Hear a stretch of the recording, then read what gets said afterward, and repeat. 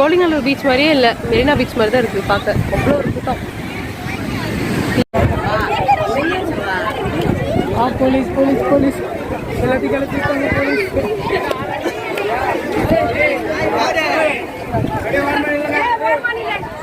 போலாமா?